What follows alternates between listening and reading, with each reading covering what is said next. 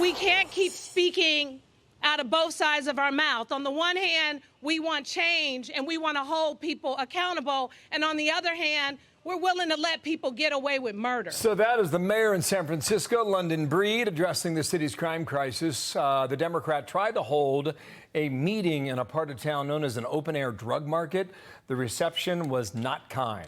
Michael Shellenberger is the founder of Environmental Progress with us in New York. Nice to see you, sir. Thanks for coming to the East Coast. Good to be with you. Great to see you. Yeah, the mayor also said compassion is killing people. We have to change what's happening. It's too easy to get drugs. They're dying under our watch. We have to do better. What we are doing is not working. So that's an admission, Michael. It is, although she said the exact same thing almost a year and a half ago and really didn't do anything. So this is a person that lacks leadership.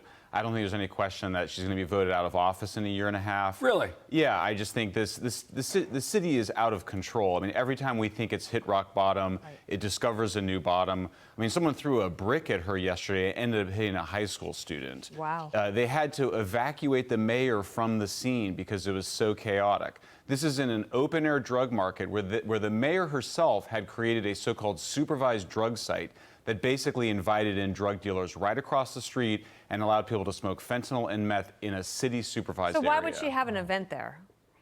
I think that they're out to lunch. I think that they talk to themselves. They're in a bubble. They don't really understand how bad the situation is on the street. These are folks that don't actually go downtown anymore. I mean, you go to San Francisco's downtown right now, and it's like a zombie apocalypse. I mean, there's just not people going. I mean, you come to New York, and I'm like, wow, all the people on the street enjoying the city. It depends on where you are. Okay, to be fair. But we're talking about large parts of San Francisco. This is the epicenter of the AI boom. This is a major this is the tech capital of the world, and it's been turned over to open-air drug scenes, open-air drug dealing, all run by drug cartels. I mean, it's just as bad as people imagine.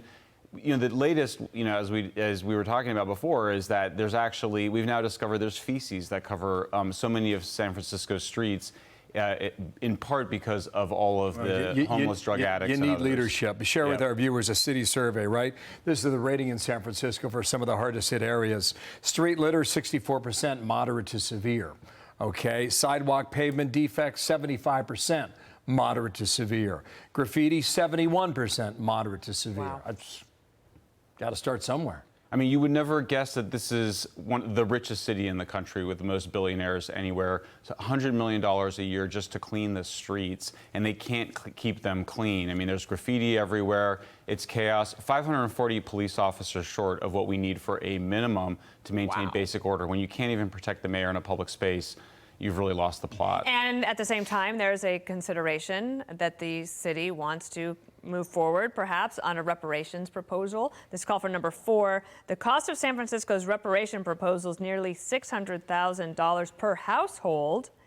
And then the New York Times headline, can reparations bring black residents back to San Francisco, saying San Francisco has proposed the nation's most ambitious reparations plan, including $5 million cash payments and housing aid that aims to bring people back. Is this going to happen? Will it work? I mean, on its face, this is a racist initiative. We should not be giving people money based on the color of their skin. This is not what Dr. King wanted in his March on Washington, where we want to get beyond all of that. We did do reparations in the past for the actual victims of government mistakes, such as the Japanese internment camps. But in this case, we're talking about several, 150 years has passed. This is based on race, and I just think none of us in California want that. We've now rejected racial preferences twice at the ballot in California. This is not aligned with our values. Wow. Michael, it's good to see you. You live in Berkeley. I live in So Berkeley. you're on the East Bay, right? That's right. Is Berkeley as bad? Is Oakland as bad as what you see in San Francisco?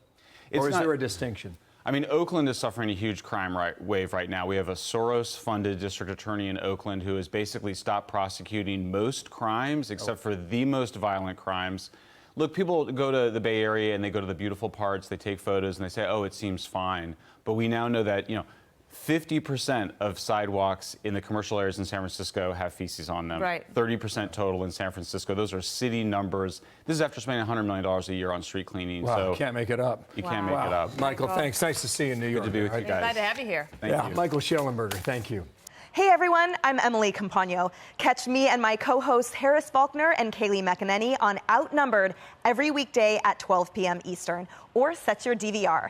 Also, don't forget to subscribe to the Fox News YouTube page for daily highlights.